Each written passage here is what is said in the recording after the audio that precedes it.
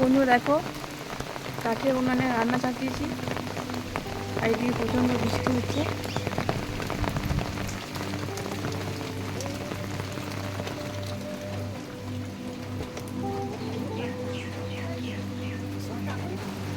শুভ সকাল বন্ধুরা, সবাই কেমন আছো?